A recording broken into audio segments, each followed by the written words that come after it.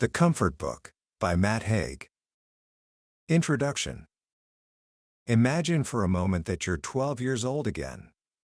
You're on vacation with your family in a place that feels a little foreign, a little strange. You're in a dense forest in France, the kind where the trees are so tall they seem to swallow the sky. You've gone for a run with your dad, but after about half an hour, he stops. And with a quiet, controlled panic in his voice, he says, "Oh, it seems that we're lost." You walk for what feels like hours, going in circles, the same familiar trees becoming mocking landmarks. The sun starts to dip, and the forest grows darker. You remember a story from school about people who got lost in the wilderness and never came back, and your heart starts to pound. Your dad, trying to hide his own fear, eventually stops, looks at you, and says something so simple, so profound, it will stay with you for the rest of your life. He says, "If we keep going in a straight line, we'll get out of here. One foot in front of the other. No more circles. Just forward." And he was right. They eventually found a road, miles from where they started, but they were out. They were safe. The man who tells that story is Matt Haig, and in many ways, that forest is a metaphor for his life and for the lives of so many of us. We all get lost sometimes. We all find ourselves in the dark, surrounded by fear, with no clear path forward. What do you do then? That's the question at the heart of his incredible book, The Comfort Book. This isn't a typical self-help manual with a 10-step plan to instant happiness.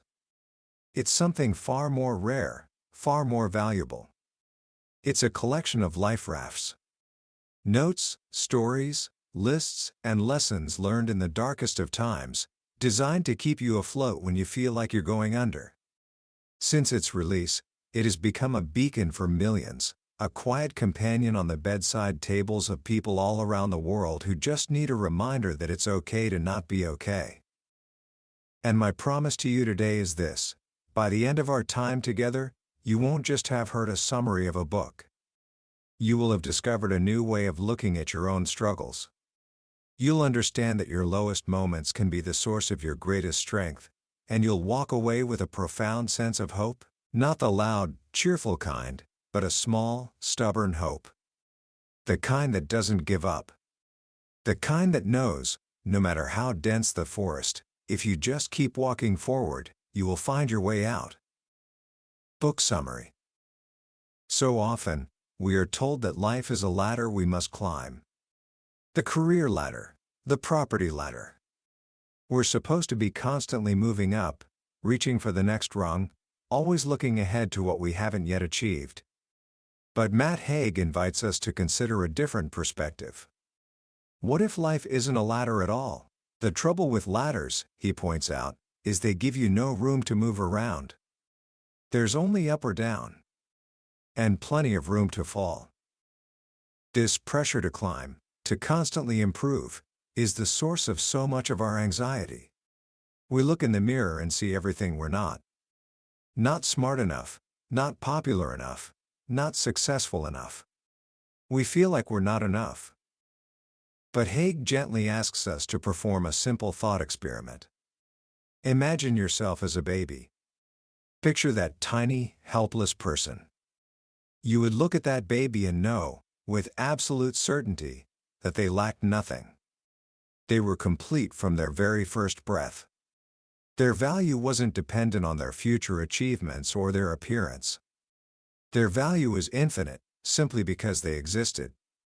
And here's the secret: that value never leaves you. It gets buried under layers of self-doubt and societal pressure, but it's still there. You are still precisely as human, and just as worthy of love, as the day you were born. You see, you are the goal. Love isn't something you earn by reaching the top of the ladder. It's your birthright. The most radical act of self-care is to accept yourself as you are, right now. It's okay to be broken. It's okay to be a mess. It's okay to be the teacup with a chip in it. Because that's the one with a story. This idea is the foundation of everything in the Comfort book. It's a return to a fundamental truth: your worth is not conditional. But knowing this and feeling this are two very different things, especially when you're in the valley. When you're at your lowest, it's easy to believe the lies depression tells you. When Haig was 24, he was so deep in that valley he was convinced he wouldn't live to see his 25th birthday. The mental pain was so intense, it felt physical and permanent. But the one thing depression can't account for is time. Time, Haig says, disproves the lies. Time shows us that feelings are like weather. A storm can feel all-encompassing, like it will never end. But it does. The clouds always move. You are not the storm, you are the sky. You are the vast, open space that contains the weather, but you are not defined by it. This is where the wisdom of the ancients comes in. The Roman Emperor Marcus Aurelius, one of the most powerful men in the world, wrote that if we are distressed by something external, the pain is not due to the thing itself, but to our own estimate of it. And that is something we have the power to change. Now, that can sound a little simplistic. You can't just click your fingers and make grief or anxiety disappear. When you're lost in the forest, the fear feels very real. But Haig isn't suggesting we deny our feelings. He's reminding us that our perspective is our world. The external circumstances don't have to change for our perspective to change.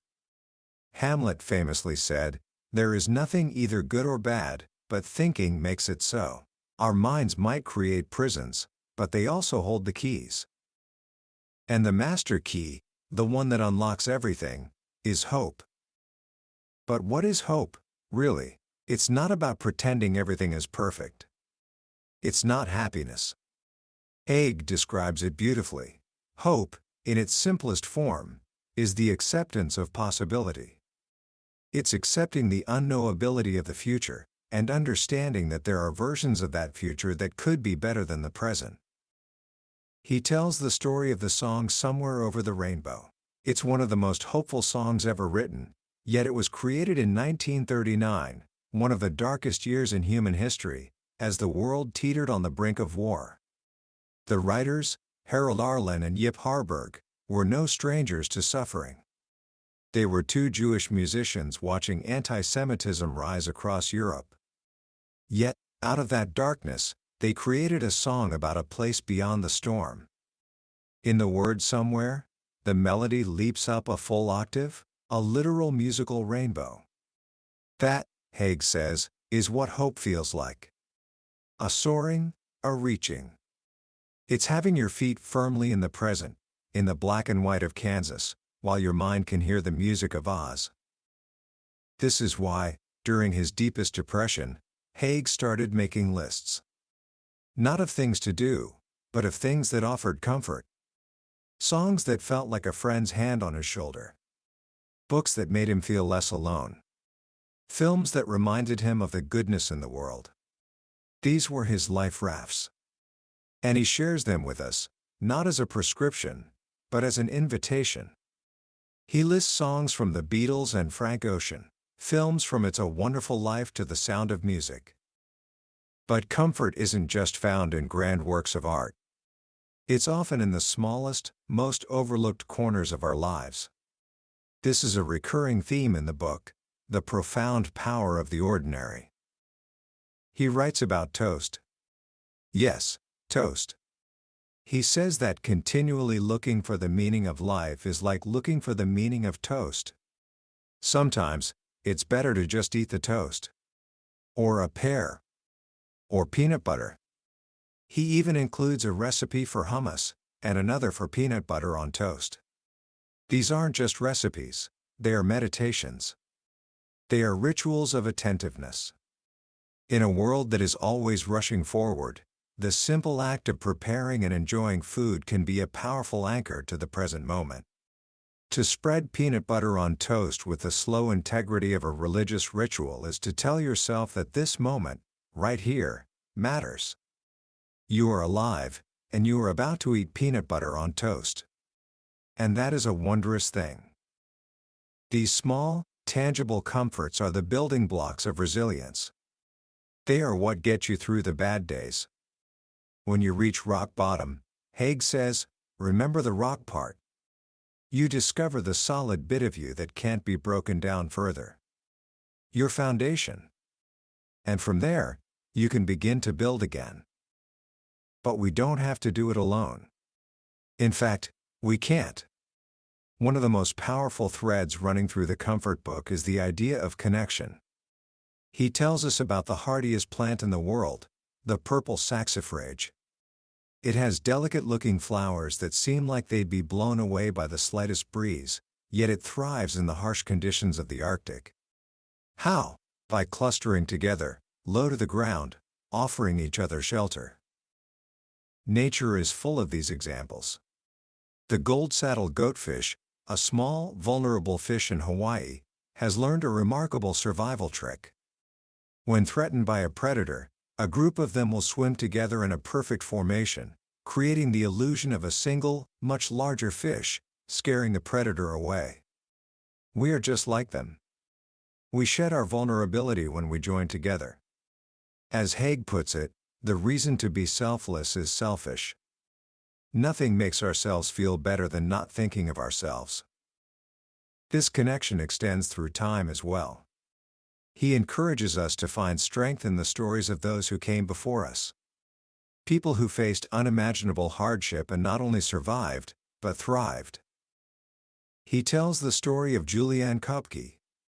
In 1971, the 17-year-old was on a plane over Peru when it was struck by lightning. She fell 2 miles through the sky, still strapped to her seat, and was the sole survivor of 92 people. She landed in the dense Amazon rainforest with a broken collarbone and deep cuts. She was alone, in shock, surrounded by what many would call a green hell, but Julianne's parents were zoologists who had worked in the Amazon. She had knowledge. She knew which plants were poisonous, she knew that snakes often camouflage themselves as leaves, and most importantly, her father had once told her that if you follow the flow of water, you will eventually find civilization. For 11 days, she battled infections, hunger, and fear, following a creek downstream. That knowledge, that single piece of advice from her father, saved her life. She was eventually found by local fishermen and rescued. Her story is a testament to the power of knowledge and determination.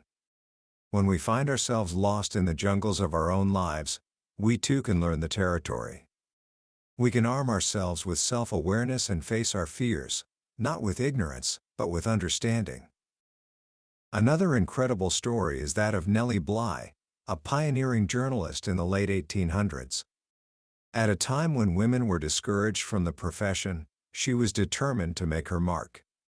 For one of her first major assignments, she agreed to go undercover in a notorious women's asylum. She faked insanity to get herself committed and, for 10 days, witnessed horrific conditions, cruelty, neglect, and women being treated as less than human. Her explosive article, 10 Days in a Madhouse, shocked the public and led to major reforms. Nellie Bly refused to be confined by the expectations of her time. She showed, as she herself put it, that energy rightly applied and directed will accomplish anything. These stories aren't just history lessons. They are proof of the resilience of the human spirit. They remind us that we are part of a long chain of survivors. When we feel weak, we can borrow their strength. But perhaps the most profound connection Haig explores is the one we have with ourselves. And a huge part of that is learning the power of the word no. In an age of overload, where we are constantly pulled in 1,000 different directions, no is a sacred word. No, I don't want to go to that party. No, I don't need to apologize for being myself. Saying no to the things that drain us is saying yes to ourselves. It is yes to having the space you need to live. This is part of what he calls being you. Not a better version of you, not an upgraded you, but just you. If you aim to be something you are not, he writes, you will always fail. Aim to be you. He uses a wonderful analogy. Not every fruit has to be an apple. If you are a pomegranate, be a pomegranate. Sure, more people might dislike pomegranates than apples, but for the people who love pomegranates, they are the best thing in the world. Don't waste your one precious life trying to be an apple if you were born to be a pomegranate. This journey inward also requires us to confront the things we'd rather ignore. Our pain, our fears, our flaws. He tells a deeply personal story about being 16 on New Year's Eve. He had been drinking and got too close to a bonfire, and his jeans caught fire. He patted it out, but he had a severe burn on his leg. Out of a deep teenage self-consciousness, he told everyone he was fine. But through the night, the pain was unbearable. He ended up walking 6 miles home in the dark, limping and delirious. When he finally got there, his sister saw the wound and rushed him to the hospital. The specialist told him something that stuck with him: you must never wait in pain. It doesn't go away by pretending it isn't there. Years later, when he was suicidal, he remembered that lesson. Mental pain, just like physical pain, needs to be seen. It needs to be acknowledged. We can't climb a mountain that we pretend isn't there. This leads to one of the book's most challenging yet comforting ideas: acceptance. Particularly, accepting the dark parts of ourselves and our lives. He talks about the caterpillar. Inside its dark cocoon, it doesn't just rest. It dissolves. It falls apart completely, becoming a kind of liquid mush. And only then is it reborn as a butterfly. We often think of the cocoon as a cozy, safe place, but for the caterpillar, it must be terrifying. A total disintegration of everything it has ever known. This, Haig says, is a perfect metaphor for our own lives. The greatest changes often come from our darkest experiences. We fall apart to become new. We go through the dark to fly in the sun. This means we have to stop fighting our feelings. You don't stop the rain by shouting at it. Sometimes you just have to let it pour. You have to accept that you will get wet. But you are not the rain. You are the one experiencing it. And it never rains forever. Ultimately, the Comfort Book is a guide to a different kind of strength. Not the strength of being unbreakable, but the strength of being able to bend. The wisdom to know that resting is not laziness, it is essential. The courage to be imperfect in a world that demands perfection. And the profound comfort that comes from embracing uncertainty. We are so often anxious because the future is unknown. We want guarantees. We want to know that everything will be okay. But life doesn't offer contracts. The future will always be uncertain. But Haig flips this idea on its head. Uncertainty, he argues, is not a curse. It's a source of hope. Because if the future is uncertain, it means nothing is set in stone. The things we dread might not be as bad as we imagine. And even if they are, the outcome of those events is also uncertain. How many times have we heard of blessings in disguise? Of painful moments that led to unexpected growth and wisdom? We exist on a spinning coin, he says. We can't predict how it will land, but we can enjoy the shine as it spins. In a universe where everything is open, nothing is truly closed. There is always another door, another handle waiting to be turned. The book ends not with a grand resolution, but with a gentle continuation. Nothing truly ends, it just changes. Sadness becomes joy. Wounds become scars. Pain becomes strength. We are not static beings, we are processes. We are motion. And in being part of that eternal change, we too are eternal. We are here. In this moving moment. And that is a messy, beautiful, and comforting miracle. Commentary. As we come to the end of our journey through the Comfort Book, I want to take a moment to reflect on why this book feels so essential, especially right now. We live in a world that screams at us from every screen, telling us to hustle harder, optimize our lives, and biohack our way to happiness. It's a culture of relentless self-improvement that, ironically, is often rooted in a deep sense of self-loathing. The underlying message is always, "You are not enough as you are." Matt Haig's work is a quiet, powerful act of rebellion against that noise. It doesn't offer a magic pill or a 5-step formula. Instead, it offers something far more profound: permission. Permission to be human. Permission to be messy, to feel pain, to rest without guilt, and to find beauty in the cracked and imperfect parts of ourselves and our lives. The most powerful lesson for me is the idea of finding comfort not by escaping reality, but by sinking more deeply into it.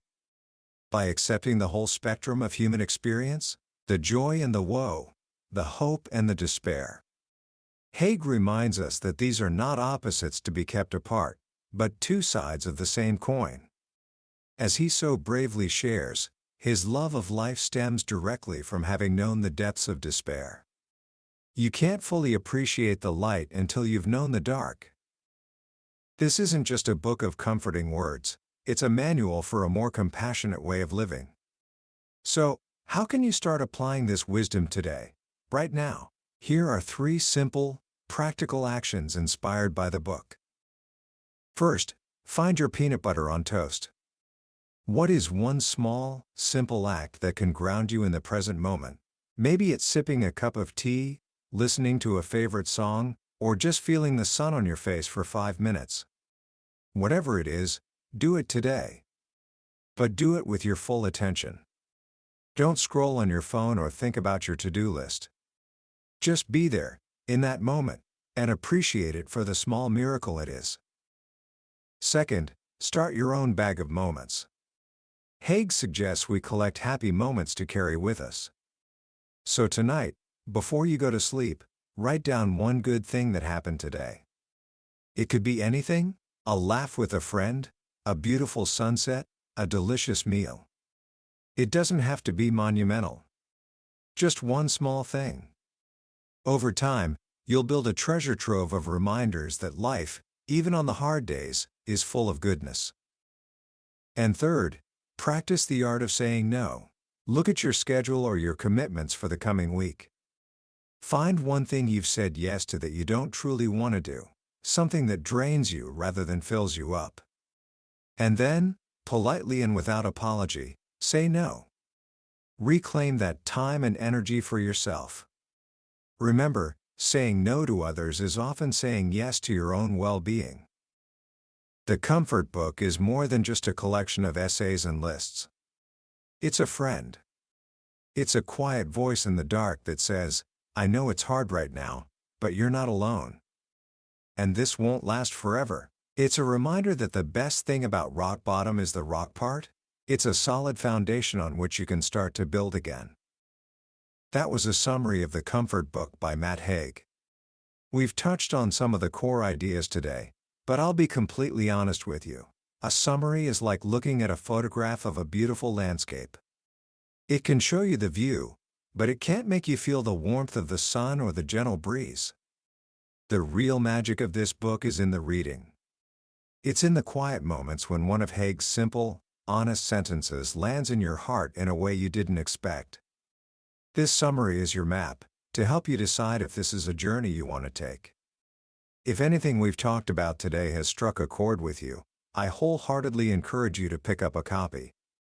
Reading it isn't just an act of learning, it's an act of kindness to yourself, one that can genuinely change the way you navigate your own life. You'll find a link to the book in the description below. Also, if you found this summary valuable and it brought a little bit of comfort to your day, please take a moment to hit that like button and subscribe to the channel. That way, you won't miss our next deep dive into another life-changing book from the billionaire's bookshelf. Let's keep learning and growing together.